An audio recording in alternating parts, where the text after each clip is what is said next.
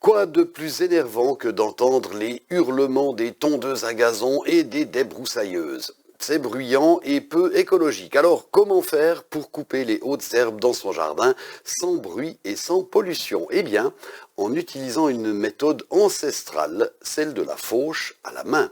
Samedi après-midi, le parc Chasseral a organisé un atelier pour initier les gens au maniement de la faux. Leila Thévaux est allée observer de près les lames en action pour nous.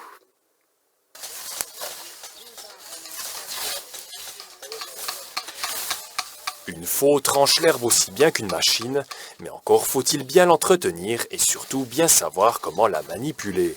C'est en faisant ce mouvement d'arrondi qu'on va couper l'herbe. Si on se met à tirer et à arracher, eh ben on perd son énergie et ses forces, quoi. Ça fait plaisir et je dois dire que c'est vraiment très efficace, surprenant et satisfaisant. C'est aussi sportif. C'est moins difficile que j'imaginais. Je pense que j'ai battu beaucoup d'air, mais j'ai quand même réussi à couper de l'herbe et puis non, c'est une bonne expérience. Les initiés à la faux apprennent aussi à bien regarder autour d'eux et à garder leur distance lorsqu'ils fauchent en groupe. C'est vrai que la faux passe tout à coup bien autour de nous et c'est bien dangereux, mais sinon c'est chouette. Le parc Chasseral organise cet atelier de fauche depuis 3 ans. Il a pour but de promouvoir un outil de désherbage moins destructeur et plus écologique. On ne va pas broyer les graines, on ne va pas détruire les larves qui se développent dans la végétation. Maintenant, la question de savoir si on va tous revenir à la fauche, j'en doute un petit peu, mais par contre, je pense que ça vaut vraiment la peine de mettre ça en avant, de montrer les avantages que ça peut avoir. L'initiation à la faux, c'est aussi perdurer un savoir-faire ancestral, un savoir-faire que pratique Robert Catin depuis son enfance.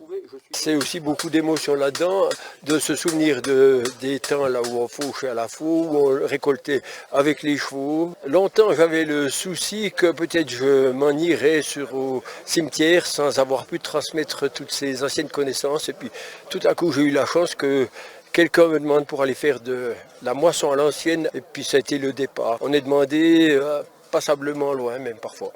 L'intérêt pour ce vieil outil se ressent. Quelques initiés se sont laissés convaincre en un après-midi.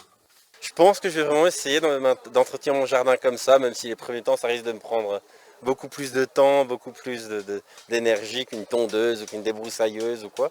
Avant de passer à son jardin, reste d'abord à terminer la fauche de ce chant à dièse, en n'oubliant pas de reproduire le bon geste.